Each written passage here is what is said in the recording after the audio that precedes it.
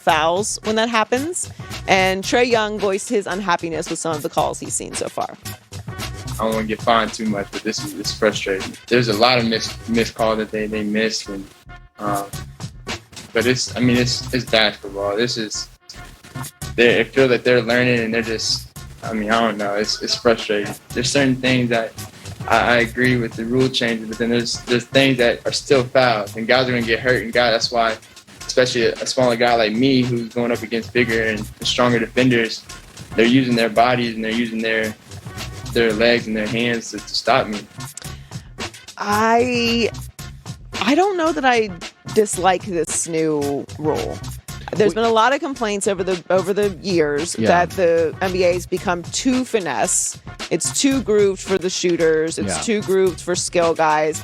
And we've been talking about this in the NFL because of the question that you asked Tom Brady and his answer that it's become only one way to win. It's become a skills competition. Yeah. And I do think it's better when you can have some physicality. Well, you and I love, and this happens every year, the conference finals to the finals, the refs let the game be physical. Right. And it's so much, to me, it's so much more enjoyable basketball when a physical player, PJ Tucker's not a great player, but when you allow him to be physical, he's a wildly valuable player. He can impact the game. Yeah, absolutely. And so a Bobby Portis. So I like sports where a tough guy has value. And I think in the regular season in the NBA, it's hard. It's a lot of travel. You're not getting a great defensive effort. But we have seen there were rules against Wilt, rules against Kareem. They used to have a hand check. They took it away. It's okay to institute a rule where the defensive guy gets a little credibility. Little. Yes, and you can bring in different kinds of players into the league that can contribute. Now, I like that they protect the shooter. I like the rule you can't slide your foot under the shooter as they're totally coming down. Like that, yes. Like, that's an important rule because we've seen season-ending, career-changing injuries from that. But Steve Kerr talked about it. He said, I love what I'm seeing. I think the officials are doing a good job. The game has a more authentic feel. Yeah. Kyle Kuzma tweeted about it, said the new rule changes to the sport are the best thing the league has done in recent history. Watching the games is much different. Yeah. So it's a change, and I do think it allows for a little more defense. Yeah. Again, shooters are mostly protected, but it's just going to affect players like it's going to affect Trae Young more. There was a sense that Harden was manipulating a situation. I'll give you years and years ago. This is a lot, like 50 years ago. The league changed their free throw rules because Wilt would stand at the line, jump, and finger roll it in. They said, you can't do that. You could do that 50, whatever it was, years ago. So the league said, you're manipulating the free throw. You can't jump off the free throw line. And we've had that throughout the course of history where, if they feel a singular player or two are manipulating a rule, the league steps in and goes, no, we're not going to do that. And so, to me, I think the feeling was it wasn't that just Harden was benefiting, but he was kind of manipulating, getting an extra step, manipulating. The league's like, this is not good for the league. It's ugly basketball.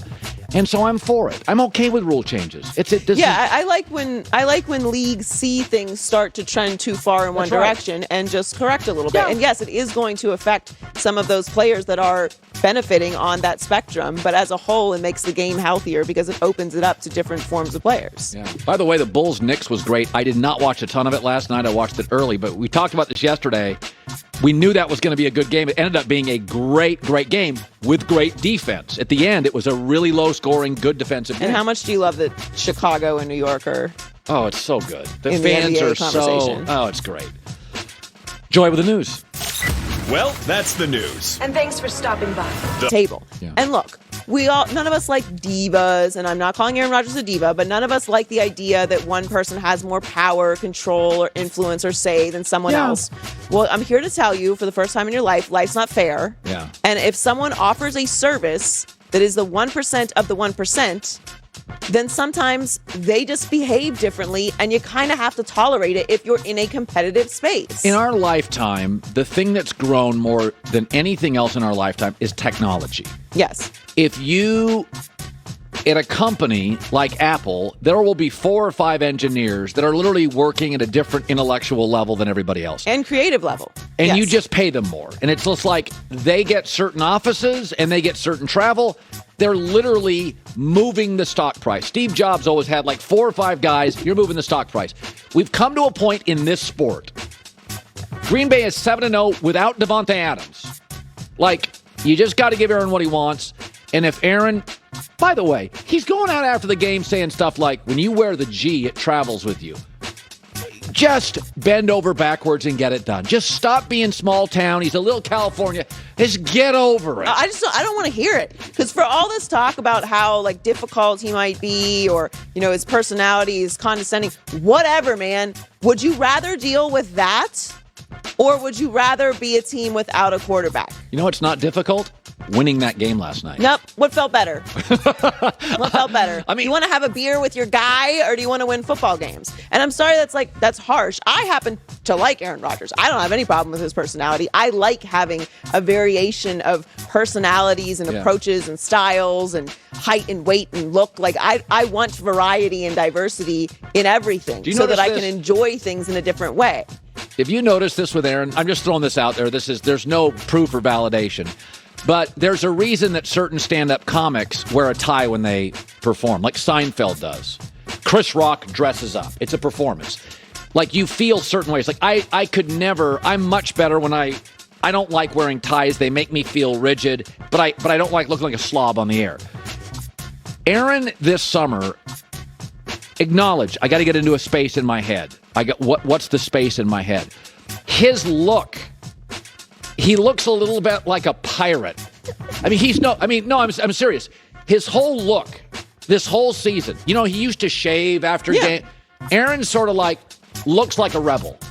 It's almost like he's morphed into this. When you watch him now, he's like, man, we've joked about this. He looks like Surfer Dude. Aaron has gone to a place where, and I think the team's feeding off it. Band of brothers, not sure how it's going to last. We're all in. We're kind of pirates here on a ship. We're rebels. He looks like it. Even his physical appearance, he's a little... He's completely bought into the Packers this year. For all the talk, for all the offseason drama, he is completely bought in. I thought what he had to say after the game was brilliant, and I know he had to love those Cobb touchdowns. When you dress a certain way or your appearance is a way, does it make you feel differently? Yes, and I think that you do that for certain reasons. Absolutely, right. I do. If I go to a big meeting, I want to be buttoned up. Like, Aaron's whole physical appearance this year has sort of been, hey man, we're out here. We're on a pirate ship, and we're thinking our own way, and we're doing our own thing. And we don't know if management always loves me. I don't really care. But it's not about that. It's about the guys. Unfortunate news for them. Robert Tonyan did tear his ACL, so he is out for the season. Oh, that's terrible. Yeah, that's bad news. So Jameis Winston is going up against his former team this weekend when the Saints host the Bucs. It's not the first time he's faced them, but it will be the first time he gets the start. And he's focused on not letting his emotions get in the way as they're going for the win. Yeah, I'm playing against the old squad, but, man, I love this game. Like, I'm trying to go out there and beat everybody that we play, no matter who it is. I want to beat them. I want to beat them bad. And in my heart, I'm ready to rock. But at the end of the day, they're another opponent, another opponent that we got to beat, and that's in this division. And they got a good team. They coming in here hot. So we got to, stand our ground and represent at our house. I know you like the Saints. Hey, listen, the better quarterback wins every week in the league. I think Tampa wins. But it's 4.5. I know. The bottom line is, when you get into these divisional games, and I got a Hall of Fame coach and an excellent defense, I think the Saints ugly it up. I think they make it kind of ugly. And by the way, Tom has not been, since he's been in Tampa, he's not quite been as special on the road. They went to L.A. It was not as special. I just think it's a really competitive game, and I know there's a lot of blowouts in this league, but when you give me Sean Payton and Bruce Arians, if Jameis is not turning the ball over much, now a lot of that he's just dumping it off. But Alvin Kamara, by the way, they went and got Mark Ingram. Yeah. So now, what is that telling you? Well, I think if you stick to a game plan against a team like the Cardinals last night or the Bucs, who have this ability to spread it around and have this dynamic offense, if you can keep them on the sideline, which I thought the Packers did an amazing job of last night, which was something that we talked about. If you keep them on the sideline, keep Tom on the sideline, run the ball, and don't make mistakes, you can see what can happen. And they are a well-coached team. I think it could be close, but I do also think we're kind of just sort of maybe forgetting about the Bucs a little bit. Like they have some injuries. Well, you know what? Like, they just traveled 3,000 miles and won on the road on Monday night. That's something. Yeah. It counts. That's something. So the NBA is cracking